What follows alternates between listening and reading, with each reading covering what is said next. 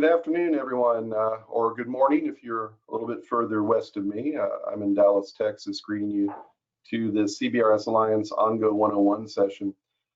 Thanks for joining us this week. Thank you. My lovely assistant just gave me my headset in case I need that and if we have any audio problems. Thanks again for joining us today. This is a week that normally we would all be together in Philadelphia, but as we all know, that's not going to happen. So we rebooted ourselves into some virtual meetings, including our 101 session. Without further ado, let's go ahead and move into the next slide and get our session started. One thing I do want to make you all aware of is that this session is really meant for all of us, members, non-members alike. It's to give an overview of the Alliance, give an overview of the ecosystem. And also one of the things that we've enjoyed doing is our SAS admin panel, where the SAS administrators discuss some questions and some topics that hopefully you will all find interesting as well. The one thing I would like to mention here is we do encourage questions from our participants today. Please use the questions function in the OnGo webinar tool. You should see that on the right side of your screen. Next slide, please.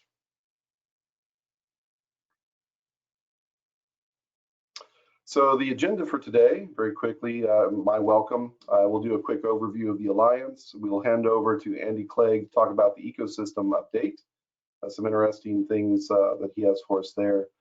We've just recently released our release 3 specification. If you participated a couple of weeks ago, Gary Boudreau did an overview of the specification release 3 and what that impact was for 5G. Also, what he will talk very briefly about is, how it looks going down the road as well into release 4. The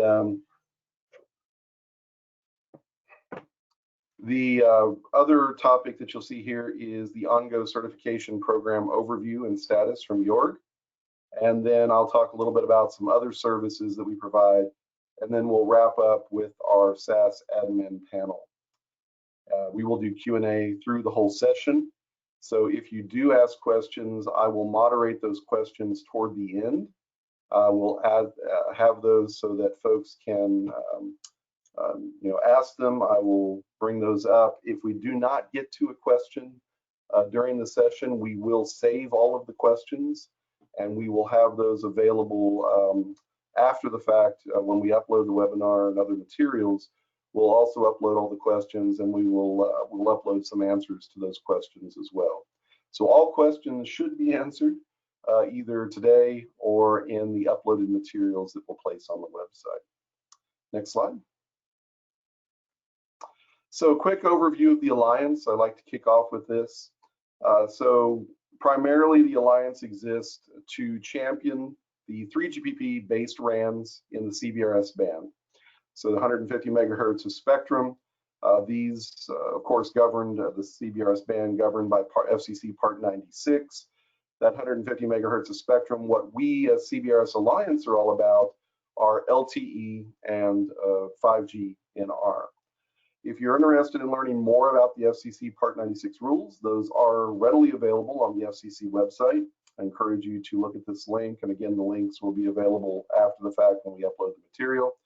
There is also a very informative webinar, somewhat historic now, but still very valid from our sister organization over at WinnForum, and encourage you to take a look at that. This is a very nice, if you're completely unfamiliar with the history of the band, this is a great way to get your bearings in the discussion. Next slide. Very high level overview of the Alliance. So what you see here on the top, board of directors, the different officer positions, president, secretary, treasurer, chair of the board. The secretary role is one that I also fill. President Dave Wright from CommScope, chair of the board, press marshal from Google, and treasurer is Doug Hoslett from CTIA. myself with the admin and support staff working for you guys as program managers and in the various admin roles for the Alliance. Then the other important part of the organization, and the most important part, frankly, are the working groups. You notice we have 5 working groups. Many of you, our members, are participating in some of these working groups, so thank you for your participation in those. But very high level, we have marketing working group responsible for messaging. We have technical working group responsible for the development of specifications. We have the test and certification program working group responsible for our certification program. Primarily today, what we certify, or only what we certify today, is the CBSDs, the eNodeBs, the access points, small cell, under the umbrella of CBSD. Business working group dedicated to our business verticals. So the discussion of all of the different business verticals takes place here. So what you can hear is everything from how hospitality is different from industrial IoT and the needs of those different industry verticals and how it is addressed by our working groups. And then finally, deployment and operations working group. Deployment and operations is interested really in looking at the ecosystem and the common issues for deployments. So these are things that cut across all the verticals. So things like roaming, other issues that are of common interest for real deployments. If you are already a member, I'm hoping that you are participating in many of these, if not all the working groups. If you are not a member, this is really where the lion's share of the work of the Alliance is done. Next slide, please. A little bit about OnGo. So there is often some, to those outside, a little confusion as to OnGo versus CBRS. OnGo is a brand name. So OnGo is the brand name of LTE and eventually 5G and R in the band. This was launched back in 2018, almost 2 years ago now. And the idea is it's a consumer brand. It is meant to describe 3GPP based technologies in the CBRS band. Keeping in mind when the FCC defined the CBRS band, the CBRS rules in Part 96, it is technology agnostic. So our particular interest as LTE and 5G and R is under the umbrella of OnGo to make it distinct. So this is really the use of the OnGo name, the use of the OnGo logo, etc., is really all about the interoperability of LTE, 5G and R in the 3.5 band. It's also utilized by our certification program. So we talk about OnGo certified CBSDs, and it is our trademark. It is something that we register and protect globally. The Alliance name, of course, use that to describe the work the Alliance does. So we'll always refer to ourselves as the CBRS Alliance. And then, of course, CBRS as a generic term is often used. And really, that's about the band or about the FCC rulings around the band. Next slide.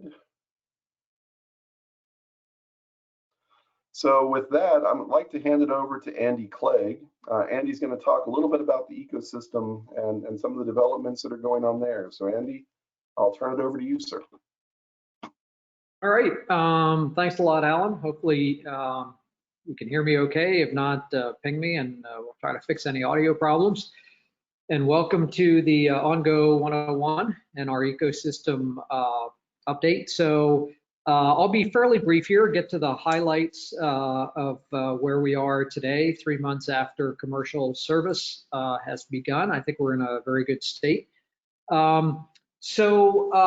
Originally, when I prepared this slide, there were 4 SAS administrators that have been approved by the FCC, but I'm very happy to say that 1 more has been approved just a few days ago, as a matter of fact. So we're now up to 5 Spectrum Access System administrators that have been approved for full commercial service. So we have Amdocs.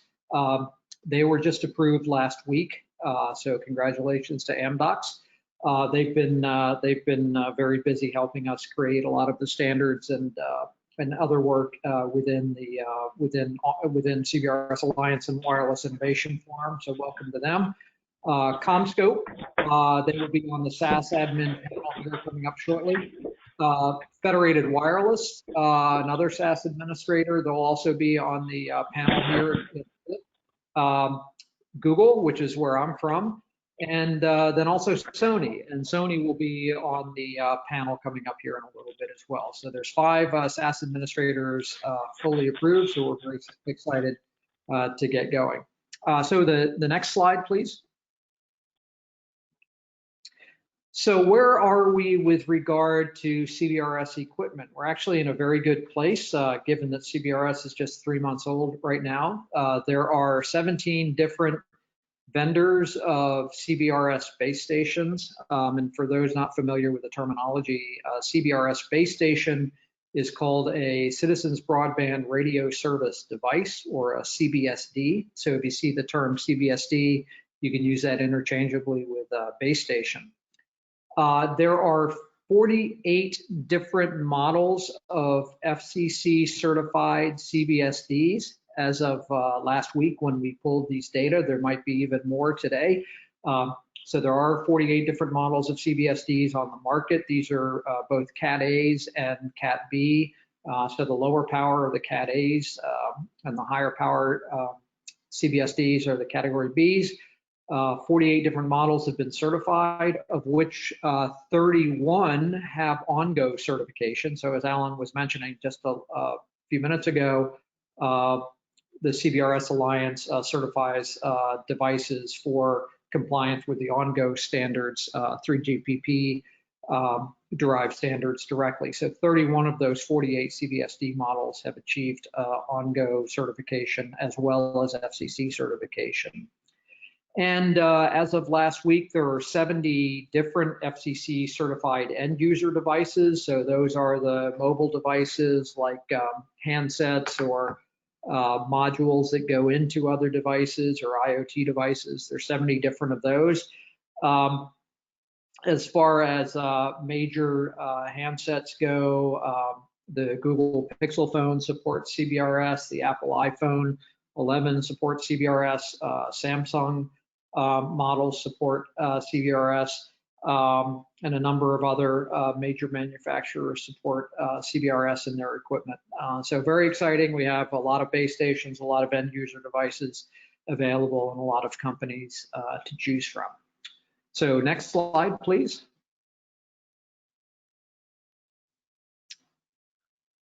So where are we with regard to actual deployments of in CBRS? Well, again, as of last week, there are tens of thousands of CBSDs that have been deployed nationwide in the 3 months that commercial service has been achieved. And this is despite the pandemic shutdown for at least one of those 3 months.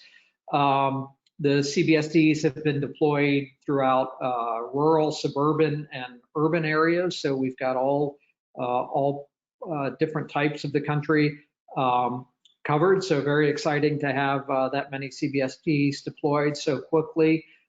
We expect the growth rate once the pandemic, once the country has reopened, we expect the growth rate to accelerate even more. Just an interesting statistic, in the last month alone during the shutdown, we've had a 97% growth rate in CBSD deployments. So the daily growth rate is shown there on the chart. So even during the shutdown, we basically had a doubling of the number of CBSDs. There's no slowdown evident so far.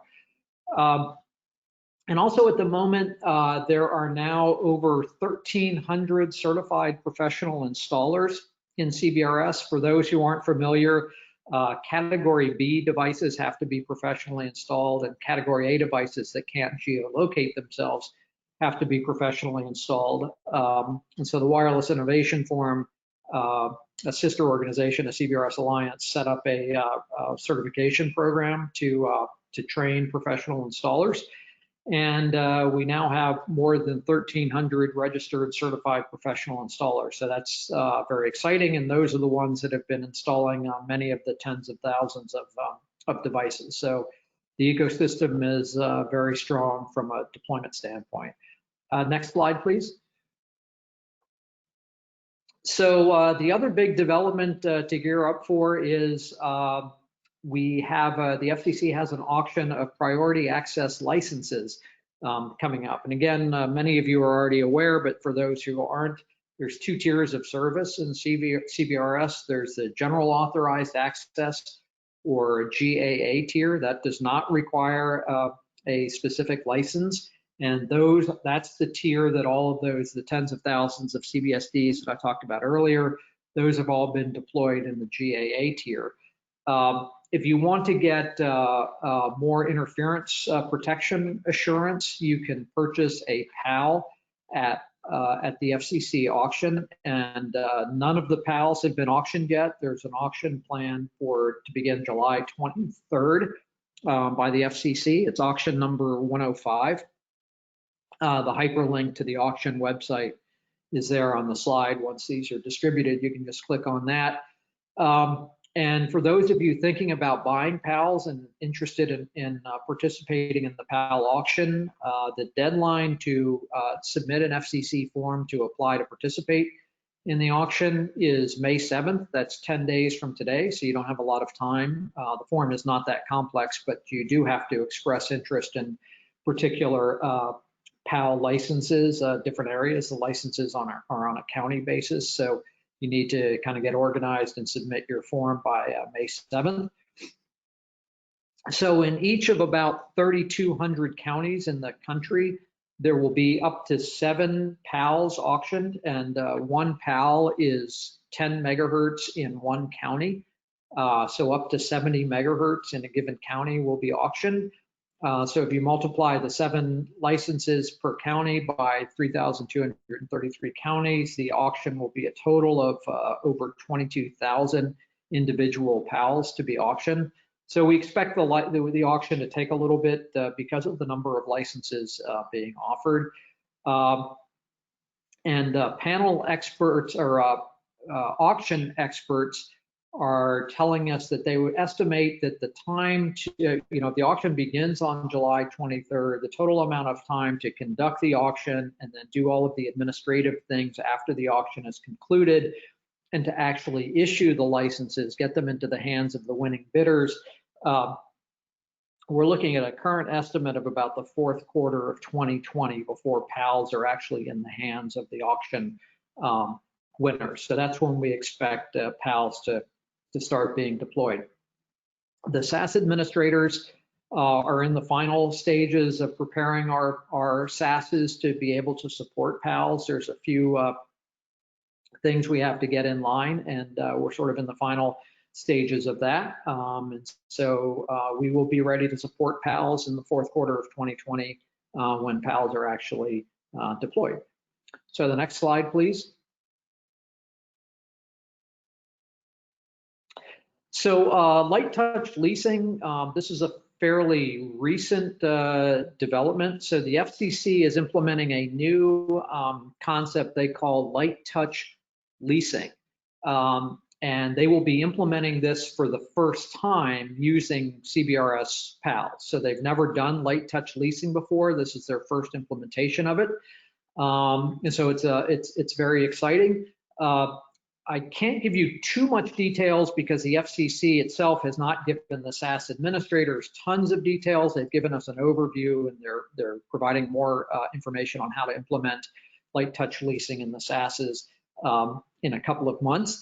But essentially, what it appears to be is that after initial qualification, a PAL lessor or lessee will be able to partition and disaggregate PAL spectrum very quickly and very efficiently directly through the SAS. Partition and disaggregation means, for example, splitting a county by geography. So if you own a PAL license in a county, you could split the county in half and offer to lease half of the county to a third party, to somebody else. And then you can also disaggregate by spectrum. So let's say you own an entire county and you have 2 channels, 2 PALs in that county, a total of 20 megahertz. You can, in the entire county, give 10 of those megahertz, lease 10 of those megahertz to somebody else and keep the other 10 megahertz for yourself. Or you can do a combination of the two, in that you can keep 20 megahertz in half the county and in the other half of the county, you can offer to lease 10 of your 20 megahertz. So there's any combination of things that you can do with your license in that county in a leasing arrangement. And once the lessor and the lessees qualify with the commission to be eligible to do these types of transactions, the SASs will have a record of that, and we will be able to quickly implement specific leasing arrangements through the SAS, rather than having to fill out forms and submit to the FCC and waiting a long time to be processed and things. We can do this very quickly through a SAS. So we see this as leading to a very robust secondary market in PAL spectrum. And it'll also do things like allow smaller operators to put PALs to work when and where needed by leasing PAL spectrum from a willing PAL winner for that particular county. So it's very, very exciting. There'll be more details on light touch leasing as we learn them. There is a specific part of the FCC's Part 1 rules where they provide some additional information on the leasing aspects of CBRS. So I would refer you to there to see the legal aspects, but the practical aspects of implementing this in a SAS will be providing you additional information probably at the next CBRS Alliance meeting. So very exciting. Next slide, please.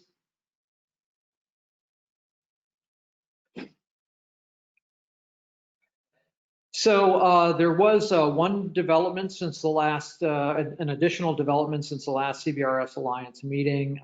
Originally, a lot of the legacy Part 90 licenses that operated in the upper 50 megahertz of the band, 3650 to 3700 megahertz, a lot of their licenses were scheduled to expire in April of 2020, just a few days ago. But the Part 90 operators, many of them were smaller operators, rural internet service providers, and others.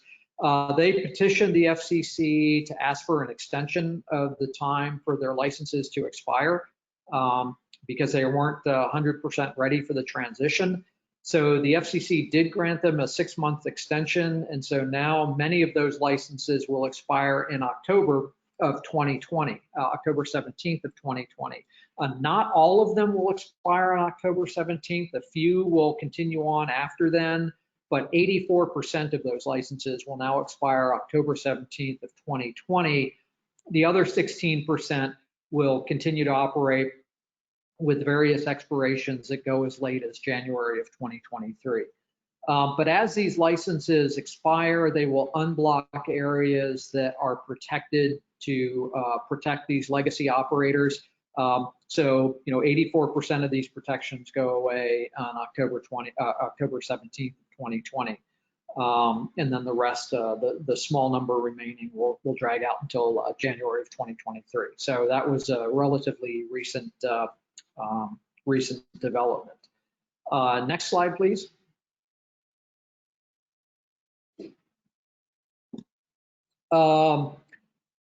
So far, spectrum sharing is working because, the whole concept of spectrum sharing is, are you sharing spectrum without causing interference?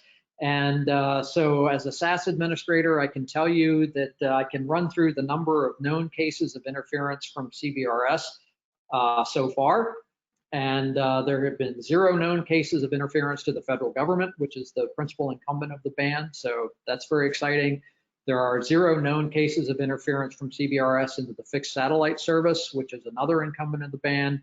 And then finally, 0 known cases of interference from CBRS into any of the grandfathered wireless operators that I just talked about on the previous slide. So there have been 0 known cases of interference from CBRS to any of the incumbents. Some people might argue that we're not using the spectrum efficiently enough if there's no interference cases, that we should be right on the edge.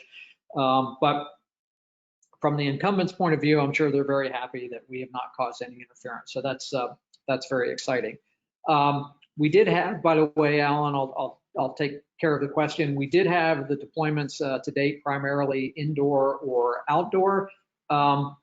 We can address this a little bit in the SAS administrators panel coming up shortly, but my understanding, and I can be corrected if I'm wrong coming up, a lot of the deployments so far have been outdoor. There of course, some that are, we've had deployments indoors and deployments outdoors, but my understanding is that so far more than half are outdoor. But if the other SAS administrators want to chime in and correct me later on, feel free to do so. I believe that's the last of my slides. I will be around for the SAS administrators panel, so feel free to ask more questions there.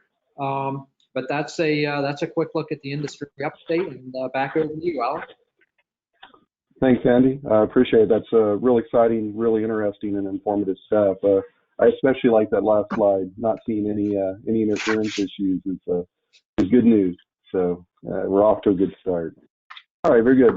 Moving right along, I'd like to introduce Gary Boudreau, our technical working group chair, who's going to talk to us about technical specification development status in Release 3. So Gary, let me turn it over to you. Thanks. Thank you, Alan, and welcome to everyone to this presentation. So this is actually a subset of the Release 3 webinar that we had presented earlier this month on April 15th. And I'll go through and highlight some of the key areas. There's, even in these charts are a subset of that presentation, but even so, there's still probably a fair bit of detail that I won't have time to go through, but certainly if you have specific questions, we'd be glad to answer them afterwards offline. Next chart, please. And this chart, actually, Alan actually gave you an overview on this. So this quick overview what the CBRS Alliance is about, focusing on LT and now NR, and some references in terms of FCC Part 96 and the WinnForum. So I think we can skip over this. Next chart, please. So this chart just gives some details on the key differences between the WinnForum and the CBRS Alliance. So as many of you may be aware, the WinnForum is an official standards development organization, has multiple committees. The one that specifically deals with FCC Part 96 is the Spectrum Sharing Committee. And it is one of the key philosophies of it is that it is technology neutral, although there are many members who support, for example, LT technologies, but other members would support other technologies as well, such as WISPA. And it's been responsible for developing the specifications for the SAS, the CBSD, and the ESC requirements, as well as security and authentication and certification, and has also developed specific tools and messages enabling coexistence among multiple technologies in the latest efforts going towards its Release 2. And in contrast, as Alan alluded to, the CBRS Alliance is focused on LT and now NR technologies. And we build upon the existing specifications from 3GPP. So that the key philosophy is that we're not here to reinvent the wheel. We want to build on the existing requirements that have been specified in 3GPP, and where there are specific needs and opportunities within CBRS Alliance that have not been specifically addressed in 3GPP, we've added an additional layer of specifications. And so there's been a number of areas we focused on, including deployment of private networks, neutral host networks, multi-service operator, coexistence between within LT and NR deployments, and addressing specific use cases for LTE and 5G NR commercialization, as well as business and marketing opportunities. So the CBRS Alliance, as Alan alluded to, is a broad range of members from manufacturers, operators, and various business verticals as well. And the last bullet just highlights that NR functionality has been standardized in Release 3. Release 1 and 2 were specific to LT technologies. So the Release 3 is the first instantiation of 5G capabilities from a CBRS Alliance perspective. Next chart, please. So Alan had provided you an overview of the overall CBRS Alliance organization. And so drilling down in the technical working group, we have 4 what we call task groups beneath the working group. So we have network services, coexistence task group, radio task group, and an H&I, which is the home network identifier task group that deals with providing unique identifiers within the CBRS Alliance for both neutral host and private networks, for example. Next chart, please. And if you're looking for more information, we have a fair bit more detail on the CBRS Alliance website. It includes details on all the current releases, 1, 2, and 3, as well as a number of other independent specifications. And there are also webinars available for each of those releases at the indicated links, and also one that provides additional detail on the shared home network identifier requirements and specifications. Next chart, please.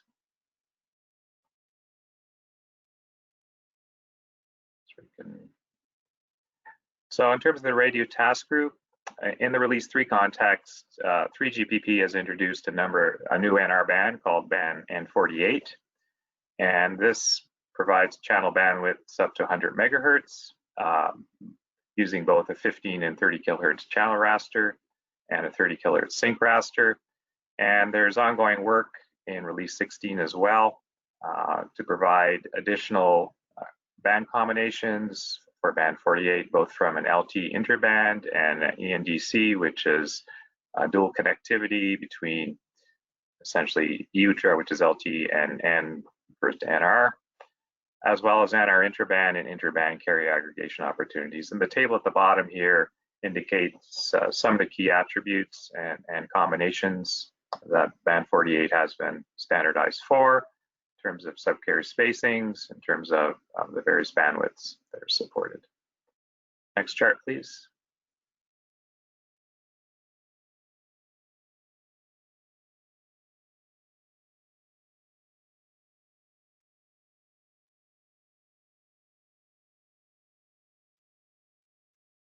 And one more.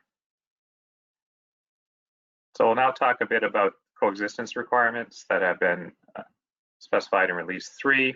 So these have, oops, I guess previous chart, Josh, please.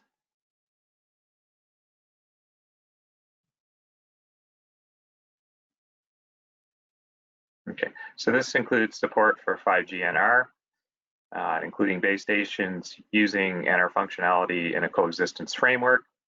It defines how LT and NR CBSDs will coexist within the CBRS band as part of the OnGo ecosystem.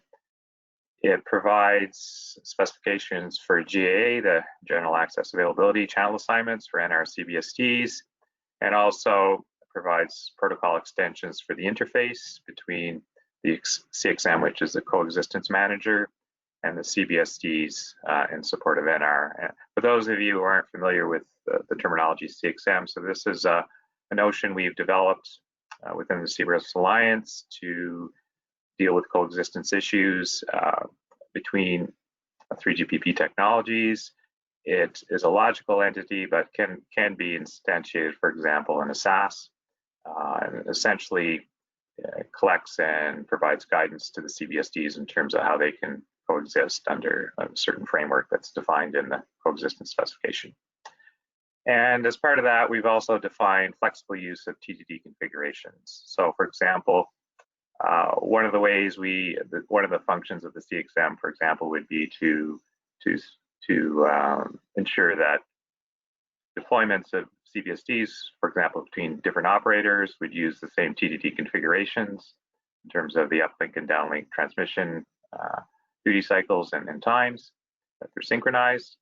And there's a number of configurations that can be chosen, but the CXM would help arbitrate when, for example, 2 different operators are co-located, one to use different configurations.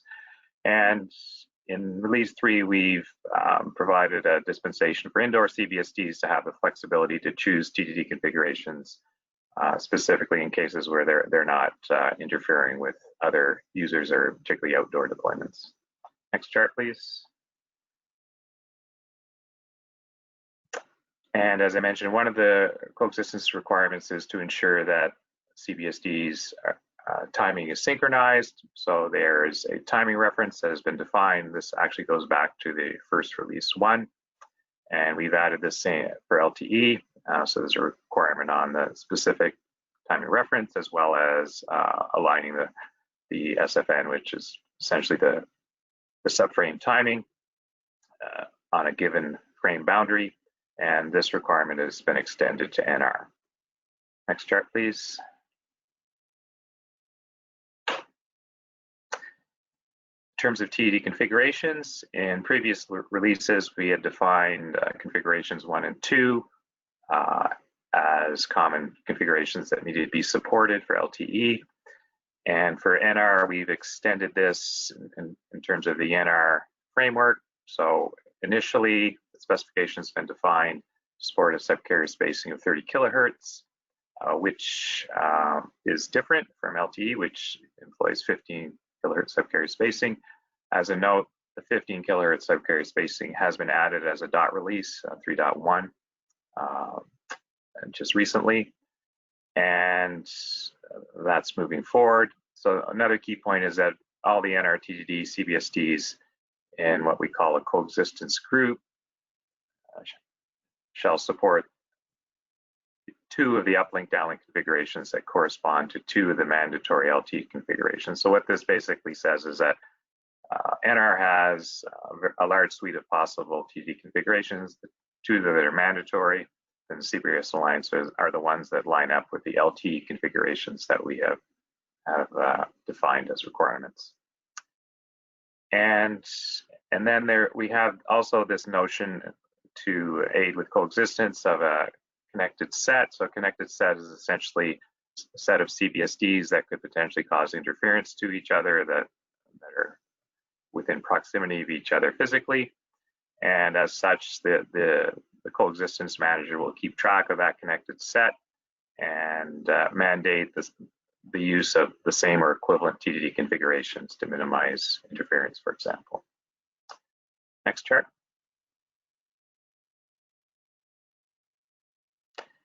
And this chart just shows an example of the mandatory NR-TDD uplink downlink configurations in terms of the ratio and the slot numbers. D is for downlink, and U is for uplink, and we have F is a special subframe that used for transition, and the symbol patterns for that are provided at the bottom of the chart. So essentially, there's some that gets down into the symbol level. Some of the symbols are for downlink. There's some guard symbols in the middle, and then some uplink symbols. And the one we've chosen is what we call subframe configuration 7, which is illustrated here. Next chart, please.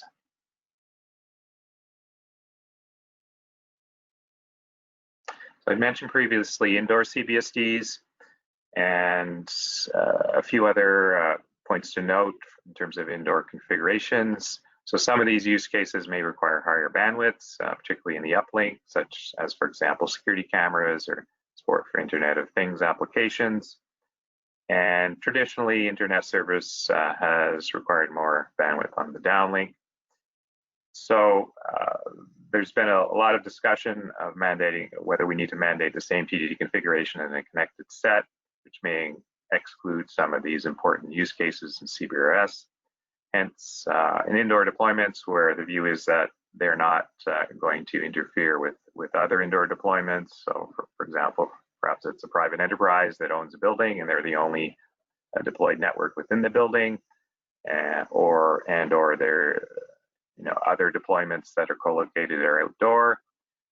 We've built in a provision to opt out of the TDD configuration alignment within the connected set if the analysis and measurements show that the indoor TDD configuration will not interfere substantially with any other TDD deployment. And if the coexistence manager, based on the measurements, believes that the indoor CBSDs will cause harmful interference to either indoor or outdoor CBSDs, then there is a mechanism to request use of common configurations. Next chart, please. The other thing I'd mentioned that's been added here is a protocol extension in terms of the communication between the SAS and the CBSD. So as in the previous releases, we have reused the existing interface specification between the SAS and the CBSD that WinnForum has developed. but we've added in some additional messages specific to support the Coexistence Manager functionality. And these include configuration information on the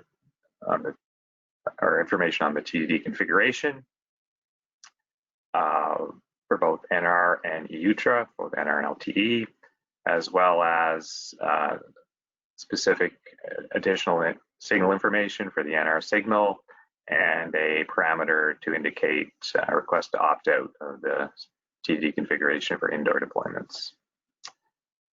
And the last bullet is that these new objectives and parameters are defined as part of the WinnForum Release 2 specifications, and will also be incorporated in the 3.1 release of the CBRS Alliance Coexistence technical spec. Next chart, please.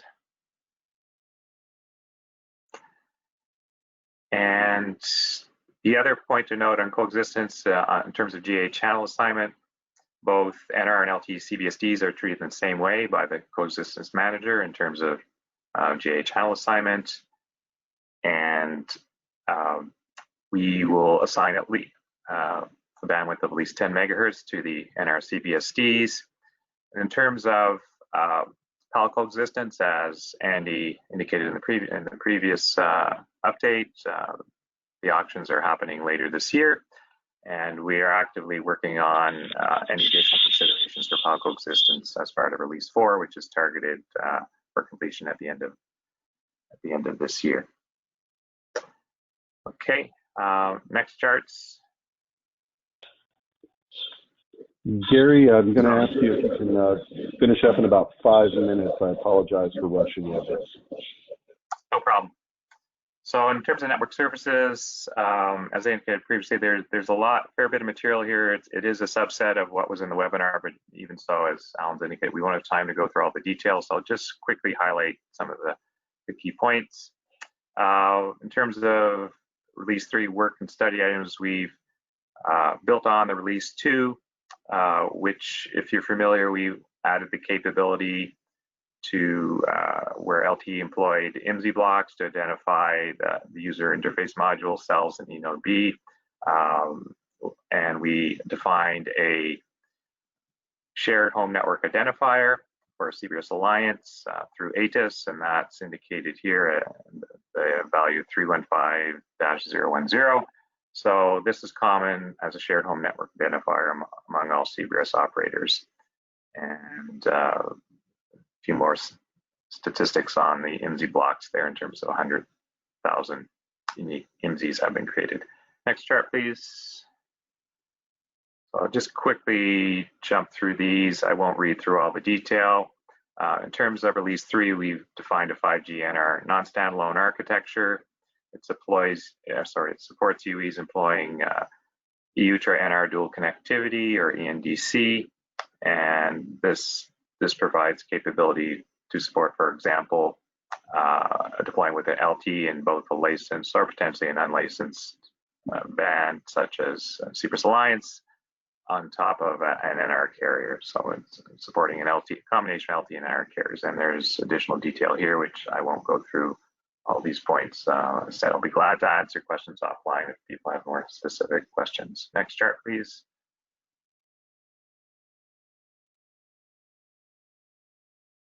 Another capability we've defined in 3G is CBRS roaming, and this is taking advantage of the shared home network identifier, the HNI, that was defined in Release 3 for LTE, and this has been extended into NR. So this supports both private and hybrid networks, and they may enter into roaming business agreements with other service providers, and we provided requirements covering a number of scenarios and supporting both in Release 3, both visiting PLMNs and host PLMN capabilities, and we've covered both data roaming and IMS roaming as services. Next chart, please.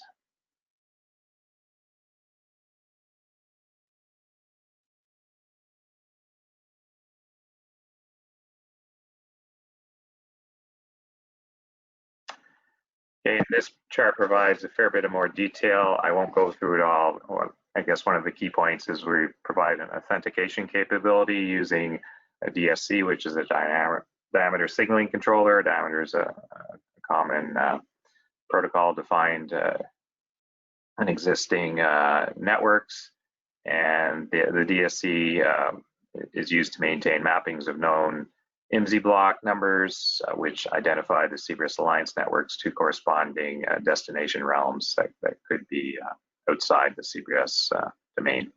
And we also are making use of the access point name resolution capabilities for home routed packet data network connections, with additional details provided here. Next chart, please.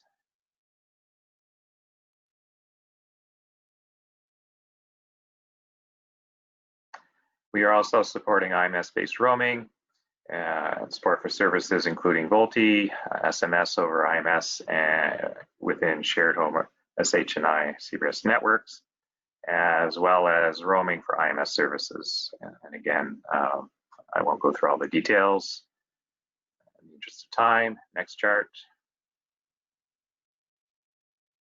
We're also supporting in Release 3 a local breakout capability. And here we're allowing UE traffic associated to a unique packet data network or multiple packet data network connections can be offloaded to visited networks using a local gateway function. And this is available to UEs accessing the network using any of the access modes that we've defined in the CBRS Alliance specifications. And we've also defined capabilities for service, or the framework for service providers to authorize and select the traffic to be broken out. Next chart, please. In Release 3, we've also supported extended authentication for 5G NR on standalone systems. And this is making use of what's defined as option 3 in 3GPP in terms of combination of LTE-NR capabilities.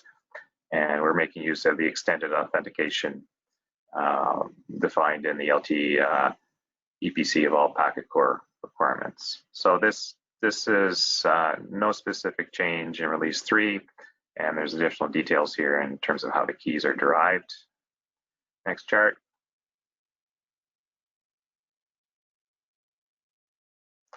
We've also added extended authentication capabilities for credential management, and we're supporting both SIM and/or certificate-based solutions. One of the key approaches we're using is the AP Creds protocol, and that's part of the solution in terms of the IP connectivity. And we're making use of a simple provisioning protocol that's defined as part of the AP Creds. Last bullet, we're also supporting other types of credential management, such as X.509 certificates, for example. Next chart.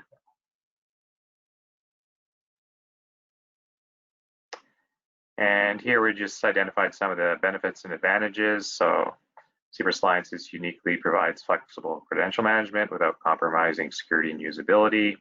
We're also enabling new clients and the possibility to provide authorization information if and when registration or initial authorization information is required to gain access to the network. And this is often referred to as device onboarding.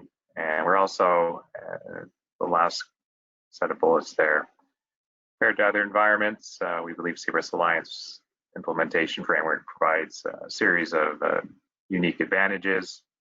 It does not require service discovery, it does not require device certificates or on the devices or IP connectivity, and provides a full life cycle for credential management. Next chart.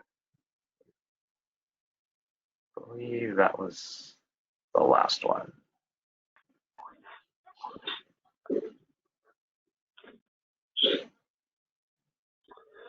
Gary, appreciate it. Apologies for rushing through there, but a lot of material. There's also good news that a very detailed webinar on the Release 3 specification is available on the public website. So if you'd like to get into a lot more of the details, that is available for you. With thanks, Gary. We have a couple of questions. If we don't get to them today, we'll definitely have them answered on the website for everyone. Moving right along, let me introduce Jörg Brackensig, who is our program manager for the certification program, going to give us a quick overview of the CERT program as well. Thanks, Jörg. Take it away. Okay, thanks, Alan. If you can go into the first slide. So what I would like to give you in the next 5-6 minutes is give you an overview of what we certify, devices and interfaces, how do we do it, what processes we have, and also give you some numbers, basically how we are doing. So on this slide, I just try to highlight what devices we do certify as part of Release 1. So I think Alan mentioned in the beginning, so we certify standalone CBSDs as well as CBSD domain proxies, but those latter we only certify as a pair. That means we don't certify standalone domain proxies, we don't certify at this point end user devices, and we don't certify spectrum access systems. So the SASs, we don't certify them from an OnGo perspective, not at this point. So really focus on CBSDs and domain proxies. Going to the next slide. We're looking into interfaces. So what are the interfaces we are certifying and testing?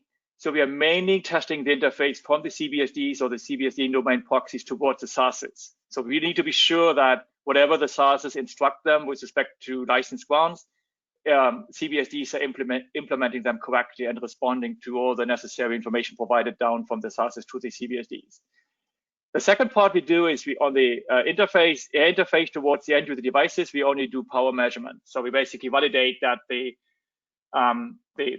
grants received from the SAS is actually being fulfilled by the CBSD when it comes to power measurement. So we don't do any 3GPP EU functionality testing, and we don't test anything between the domain proxies to the CBSD. So none of those interfaces are tested. They're out of scope in that regard. If you go to the next slide. So looking now, how do we test? What are the steps? And it's actually pretty easy. So the vendor, of course, has responsibility to, they develop the CBSDs or the CBSD domain proxies. When they're ready, the vendor submits a certification request and is selecting the ATL. So the ATL, the authorized test labs, and we have actually now 11 test labs at various locations which can do OnGo related testing and certification. So the ATL performs the testing. Typically at that time already will also obtain an FCC identifier. All the test reports and accompanying documents is uploaded to the certification database. Once that is done, the CBS aligned certification board will review the test results, and then the CCB will determine OnGo certification. And as an optional last step, we also have maintaining a website which also a public listing of all achieved OnGo certifications. If you go to the next slide. We actually have 3 processes which we support at this point regarding certifications. So typically, if the vendor has their first product out or developed their first product, you will start with initial certification. It's very similar to what you see on the FCC side as original equipment. It is requiring full testing. So you really look at your device with all the capabilities and do a full test. Once you have already certified device, but you want to do a software update to that device, you can use an engineering change order or ECO. So it's an update to an already certified device. And it's very similar to what you see on the FCC side as a permissive change class 2 or 3. At the moment, we require full testing, retesting, but to some extent, it depends a bit on what you actually have been doing with regard to your software update. And the last process, what is listed here, is rebranding. This is a new process we have just recently added to our list of processes, and that's supports where a vendor acquires an already certified device and sells it under its own name. So it's very similar to what you see on the FCC side as change in identification. It does not require testing. It's basically a paper documentation. It's basically document that that you have done no changes to the already certified device. If you can go to the next slide. Gives you some idea of where we stand with regard to OnGo certification. So at the moment, we have completed 32 certifications. About 2/3 of them have been CBSD domain proxies, and about 1/3 standalone CBSD devices. On the lower left side, you see what process have been used. Most of them have been using initial certification. We had 2 rebrandings and 1 permissive change, so these 1 ECO. If you look at the categories of devices, so we have 3 categories we're looking at. Cat A, these are the indoor devices. Cat B, they are the outdoor devices, and CPEs. It's between Cat A and Cat B is a bit always similar split, about 45%, and then we have about 10% CPE devices. And this data is always evolving. And what I'm showing here is the status of last week, April 22nd. If you go to the next slide. The next slide, and that's my last slide, I tried to give you an idea of how we're actually doing when it comes to adoption. So what I'm looking at is how many FCC grants have been giving out to CBSDs, and we see 63 in the area. Some of them don't apply to OnGo because they don't do LTE, and that's what you see in yellow. So actually, there are 2 grants we're giving out to systems which are actually not implementing LTE. You see the blue ones; these are the ones these are all already certified devices, and the orange ones are already they are pending certifications where we know which category they're falling in. In total, we have at the moment 12 pending certifications, but half of them we actually don't know yet whether they're Cat A, Cat B, or CPE because we don't have the FCC identifier yet. The interesting part is now, if you look at the total number of FCC grants, how many of those are actually seeking also OnGo certifications? What we can say at the moment is about 75% of Cat A devices, they are also seeking OnGo certification. A bit more than half, which is 55% at the moment for Cat B devices, they are seeking OnGo certification, and 58% of CPE devices who have already received an FCC grant, they are also seeking OnGo certification. But we have to understand as well that our certifications are always lacking behind, because as a vendor, you always seek FCC authorization first before going over to retrieve OnGo certification, because FCC grant is a precondition for us to process an OnGo certification. So that's why we are always lacking a bit behind. What we really see is that you give a great uptick when it comes to adoption. I think that's all what I would like to share with respect to test and certification. Thank you, Jörg. Very much appreciated. A little bit more it looks like you have here. What's coming next? Oh, that's coming next. Yeah, it's just we at the moment all the numbers are presented on release 1, and we are actively working on release 2 and get that out as soon as possible, hopefully by the end of the year. Very good. Thanks. All right. Appreciate that, Jörg. Thank you for the updates and the information. So you see Jörg's contact information there. That will be available when when the slides are posted, which they should be in coming days. So I'm going to skip over probably this next section because I do want to give our SAS admins a healthy amount of time for our discussion. But I wanted to make the point here that we do have a program where we help with CBRS Alliance identifiers. This is the home network identifiers that Gary mentioned earlier.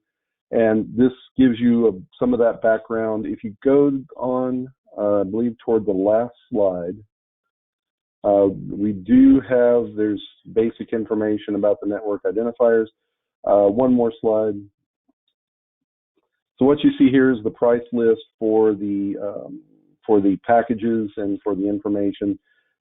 Be aware if you want MZs, end user MZs, those are acquired from the IBN. Those are acquired from the MZ administrator, sorry. The other packages for the network identifiers are acquired through the CBRS Alliance. So if you go to the next slide, there should be some contact information. So yes, if you are interested in the HNI, the MZ, the IBNs, the mzadmin.com that you see there is your contact. If you are interested in acquiring the network identifier from the CBRS Alliance block, David Crow at cbrsalliance.org is the administrator for us of that program. He can help you with the order form and the process and get you the numbers that you need. So please contact David, and any kind of questions that come up where you may not be getting help, always feel free to contact admin at CBRS Alliance. Again, all of this information will be uploaded in the deck, and you'll be able to look at that at your leisure. And of course, ask questions as well. Very good. So with that, I would like to move on to, I think, the highlight of our session today, not to cast down on any of our previous presenters, including myself, in the very brief H&I information that I provided.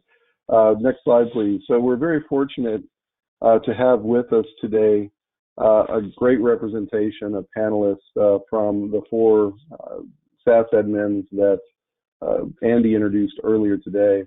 From those, we have Andy Clegg, B. Sebastian, Kevin Hansen from Google, from Federated, Masood Olfat, from Sony, and a special note of thanks to Nataka Sato. Sato-san, thank you for being with us I think very early in the morning Japanese time. So your attendance is duly noted and appreciated. And then finally, CommScope, Mark Gibson. So if you folks who are my panelists are ready, what I'm going to do is I have some pre-made questions, but I'm going to watch the question panel as well to see what kinds of interesting things folks have to ask about. So I see Andy, I see Mark, Masood. Yeah, there's Masood. Hi, Masood. And let's see, hopefully if Sato-san is coming online. Hi, Sato-san. Greetings. So let me ask my first question, throw this out to the whole group. How are the deployments progressing so far? Andy, I think you alluded to some of the info, but from the others' perspectives, how do you guys find the progression of the deployments? Mark, I'll start with you and let other folks chip in. Or if not Mark, Masood maybe. I think Mark's about a little. Okay, thanks, Alan, and thanks for having us on here. I'd say for the most part. Keep going. Okay.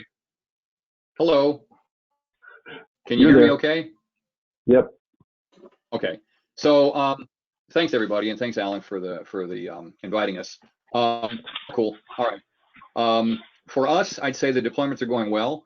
Majority of ours are fixed wireless access type deployments. So for the most part, those are fairly straightforward and simple. We haven't seen any major issues. As you might have read in some of the news, there's been some issues with some equipment being ready for transition. You know, we're past that for the most part with what we're seeing. So I think for the most part, we're seeing everything is going pretty well with what we're dealing with. Good deal. Masood, how do you guys see it? Thank you very much. Appreciate Alan for the webinar. Yes, absolutely. I agree with Mark and Andy. The deployment is going very well. Actually, Federated Wireless is right now having about 50 customers, and basically we have much more on the pipeline. And within the very short time, beyond 10,000 CBSDs that are registered and operating.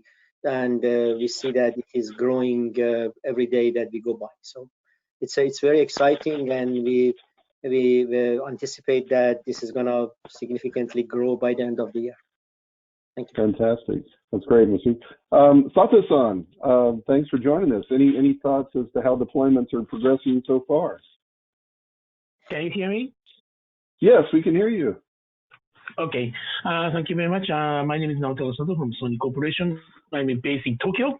Right now, 3 a.m. right now. So, okay, for our side, and we are working for some specific customer, working for some private LTE, and working so well. And unfortunately, we do not grow things. Only few customer specific working for the private LTE deployment. So we don't have any updates for like a Federated Wireless. We don't have a lot of customers here. So, but we are working for some specific platforms to make it work for this CBRS. Thank you very much. Thank you, Sato-san. So Andy, your thoughts as well. I'm curious from Google's perspective. I'm actually going to turn it over to Kevin to answer. He's with our business team, so he'd probably be in a better position to answer. All right. Hi, Kevin. Yeah, things have been going really well. It's been super exciting to see the progression from where we started, beginning of 2020, to just have a few CBSDs popping up around the country to now, basically, I think there's at least one in every state, and there's tens of thousands total. So it's really great to see it working and to see the ecosystem succeeding. I know it's something that we've all been putting in a lot of work for a long time on. So I would say that I've been surprised how few issues there have been, and overall, it's been really good to see the deployments. Good deal. Thank you all. I'm watching the questions panel here, and I'll try to pick some out as we go along. We did have one question. So one question, kind of a general question, and I'm curious as to how this should be answered. So Masood, maybe I'll throw this one over to you. It says, could you please tell us about recent deployments of neutral host solutions for roaming between mobile carriers and private LTE providers? I don't know if that's a great fit for us, but if you have any thoughts on that one. Yes, thank you. I would summarize that because, of course, we don't have enough time. I would recommend people who want to see more detail about the neutral host and the private network and how we do roaming to refer to the webinar that we had for both release 2 and release 3. And maybe Alan, you can later on give the address of those available. So I have definitely provided more detail on that, but to be in a very, very concise and summarized answer. So private network and neutral host are two different things, specifically from the roaming perspective. So private network, it can do roaming based upon if there is any business agreement between the owner of the private network with the other operators such as MNOs and MSOs, such as the one that we see among MNOs. But when it comes to neutral host, it's a little different because we are assuming that neutral host is already having some business agreement with some existing participating service providers. We call them PSP. And obviously, those PSPs are broadcasted by the eNodeBs or CBSDs that are owned by the neutral host. So the roaming with to a neutral host, if it is the roaming between the neutral host and one of those participating service providers, we don't call it roaming. Actually, the interfaces S6A and S2A and STA are defined in a way that it allows that operation without the need to a specific roaming if it is between neutral host and one of those participating service providers. But if it is between the neutral host and an operator which is not a participating service provider, roaming can happen only if there is a roaming agreement between the operator and at least one of those participating service providers. So again, I refer people to those webinars as well as the public documents, public specification TS1001 and TS1002 from CBRS Alliance. Very good. Thanks, Masood. Another interesting question came in is, we talked a little bit about indoor versus outdoor deployments earlier with you, Andy, and I think we got an answer already up for that. But somebody expanded upon that and said, what use cases have picked up the most momentum? Does anyone have any comments about what you're seeing from the point of use cases that are really getting the most momentum? I'll start with you, Andy, and we'll work across the group, or Google. Yeah, I mean, Kevin, why don't you go ahead and take that one? You have better visibility.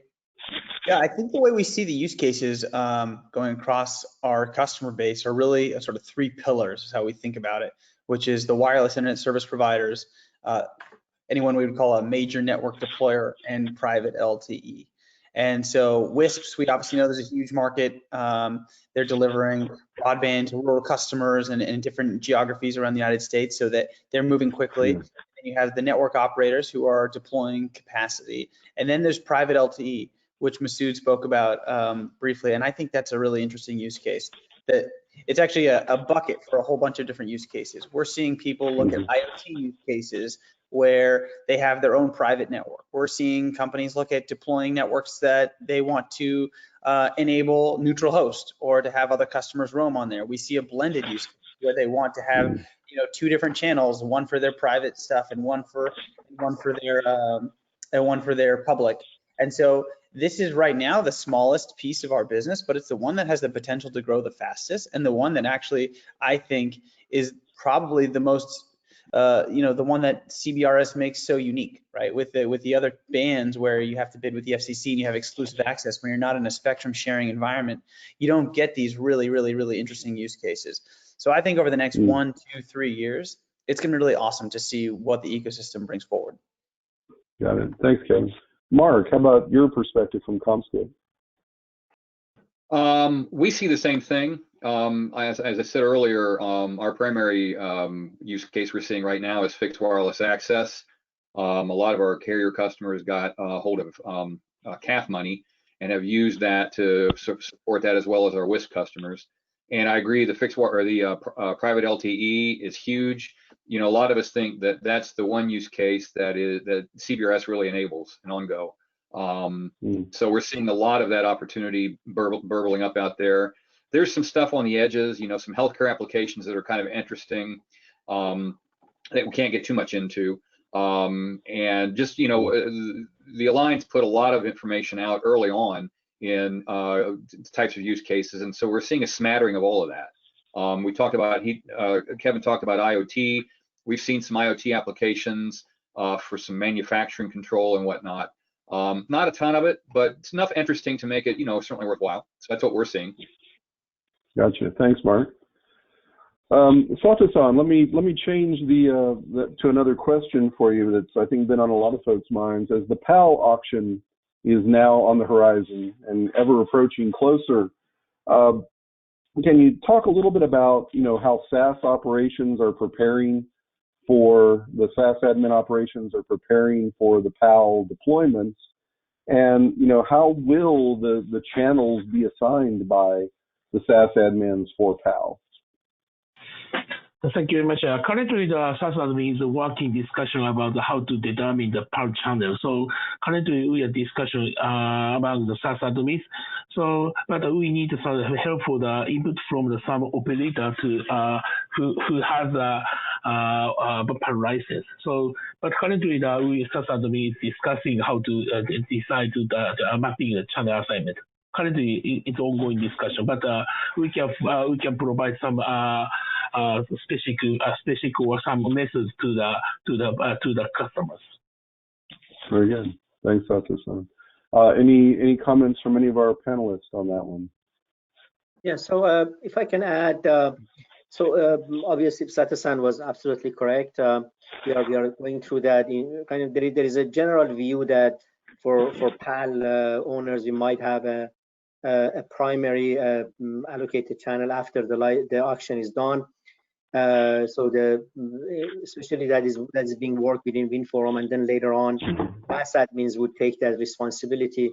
But I want to add 2 more things, and that is, when we look at PAL, basically we are looking at PAL from several aspects. One of the aspects is the protection of the PAL, how the protection of the PAL is done, and that is already defined in the release 1 certification in WinnForum, and the 5 SAS admins who have been certified, they have already passed FCC certification about the methodology that they protect PAL as one of the basically the second, you know, that it's a second layer of protection that is after the incumbents. But for the channel allocation, I think Sato-san is correct. Again, thanks, Masood. Thanks, Masood. So, Alan, can I just add one more thing? I mentioned it briefly in my presentation, but you know, the SAS administrators also have the option of facilitating spectrum leasing, PAL leasing, in secondary markets within their SASs. So, another things the SAS admins are looking at is implementing the FCC's light touch leasing protocols. We're working with the FCC. We have a follow-up meeting coming with them in early summer. So we're pretty excited about that too. You know, a SAS doesn't have to implement leasing protocols, but it's a very interesting aspect that we're all looking at. And Alan, I'd like to add, the Alliance put together a fact sheet. I think it's the marketing group somewhere on the website. You might send a link around for that on the PAL auctions that Andy and I and several others helped out with. And I think Andy touched about this on his intro briefing. This is the one auction where the encumbrances really need to be well known. They're not terrible, but there are a lot of them there. And so the fact sheet does a pretty good job identifying them. So I would recommend people take a look at that. Got it.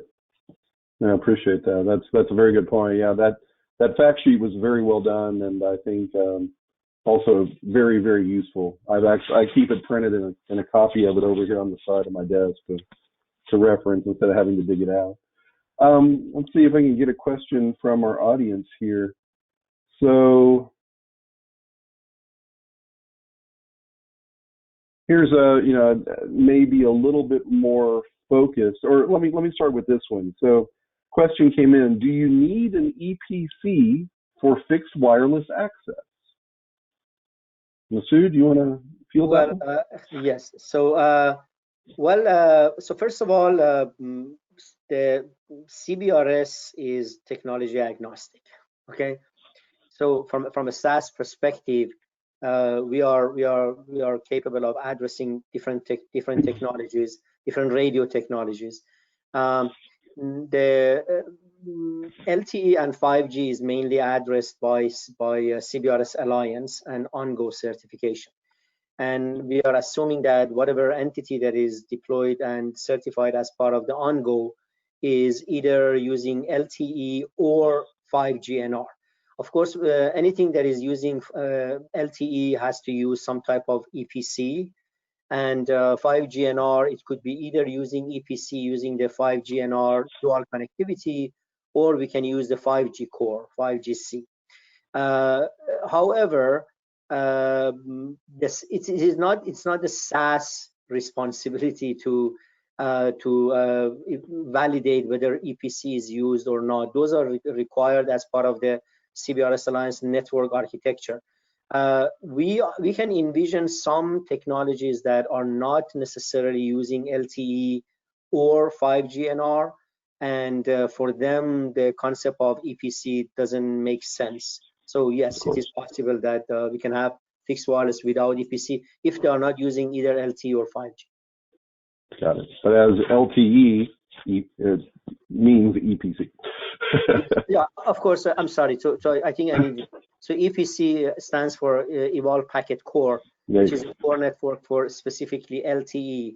And by the way, I want to repeat that the existing 5G NR deployment in the world is using something called 5G NR non-standalone NSA that uses EPC as the core, and it allows dual connectivity with LTE.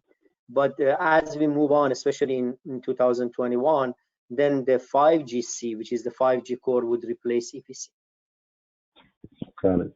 Thanks, Masood. Sato-san, a question I get asked often, and I'm curious as to your guys' perspective across the board, but I'll start with you, Sato-san. Is it possible to run out of channels in a particular geographical location? Is it a situation that could arise, and what happens if it does arise? So for the GA portion, we try to allocate the best channel as much as possible, but unfortunately, we cannot guarantee the protection from the other. So, but we try to find out a good channel as much as possible. But the PAL case, we definitely provide a channel with protection from the other. So that is the two difference. So if you have any problem to the operating your network, please buy PAL license. That is our recommendation. Understood. Thanks, Sato-san. Others would like to elaborate on that? Mark, any thoughts? Well, the notion of GAA, sort of, a lot of people have said GAA is unlicensed, and so you might argue that it's not truly unlicensed, but at least it's lightly licensed.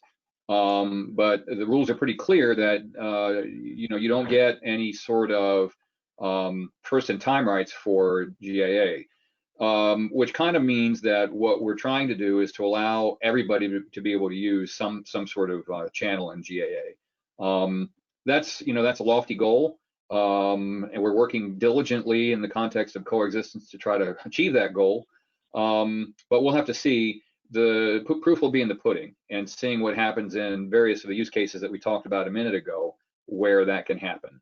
So theoretically, no. A lot of it depends on how much you're willing to, either how much interference you're willing to put up with, or how little spectrum you want.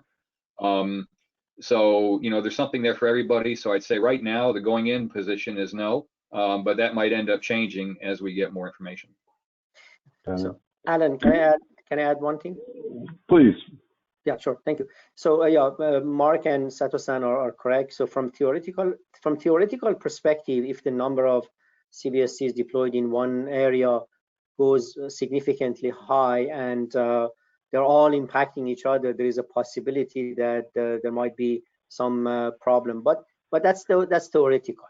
What we have done in the standard, and specifically I can refer that to Federated Wireless implementing those, is that there are several knobs in the deployment and implementation that by adjusting those knobs, we can get to a position that we can provide some type of channel allocation to everybody who is trying to use the band. So obviously we can adjust that. That makes the deployment flexible, so that with a very kind of shallow or light deployment, obviously the CBSDs would have more spectrum allocated, and as it goes on and the number of CBSDs increases in an area that potentially impact each other, we can use those knobs and to adjust it and allow other people to have spectrum. But I refer people to look at the GA coexistence document, and many of those knobs are defined there. And as I said, Federated is using some other proprietary solutions to make sure that the channel allocation is flexible. Understood. Thanks, Masood. Google, our friends, I see you on each side of my screen, so that's why I'm doing this. Any additional comments on that? Hey, yes, and this is Beatrice Sebastian, and you don't see me on the screen. So yes, everything has been said. It's absolutely we absolutely agree with. There is there is a point on what's the theoretical use case, and then what we've seen so far. And obviously there is how much an operator is going to be able to tolerate interference in that answer of whether the channels will be available.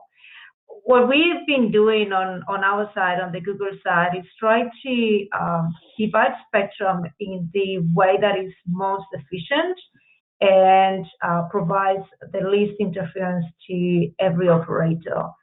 And we feel that we are in a good position to provide that channel guidance to our customers based on the clutter data that we have and proprietary interference models that we are implementing.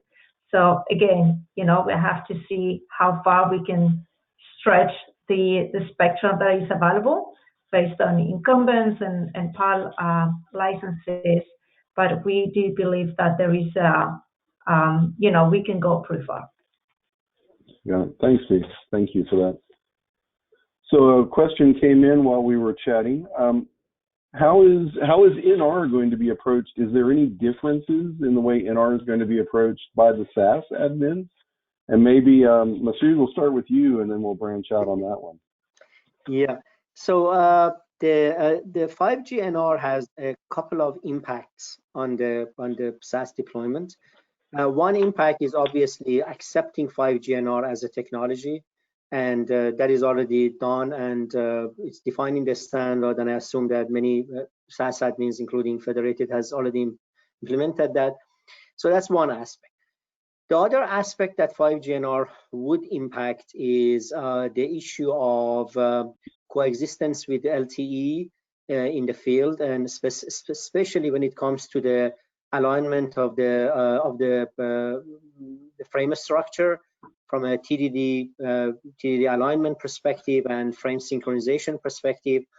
As Gary talked about in the TWG summary, many of those standards and the approaches to make sure that the 5G NR and LTE can be aligned and coexist in the same area has already been defined, and those would impact the SAS implementation. So that's the second aspect that definitely we are very closely looking at. Part of that has been finalized and implemented, and part of that is in the pipeline to be implemented. And the third aspect of the 5G NR is some of the advanced features that 5G NR has, which we are looking at that, such as, for example, the use of very efficient and very frequent use of multiple antenna and beamforming and advanced antenna system, things like bandwidth parse, and some of the features that 5G NR has that it doesn't exist in 4G, that we are looking at that in the future. But currently, the two things that are in line and mostly either implemented or is being implemented are accepting 5G NR, as well as the frame structure synchronization with LTE and also with other 5G NRs. Got it. Sato-san, anything to add as far as how 5G will impact SAS operations?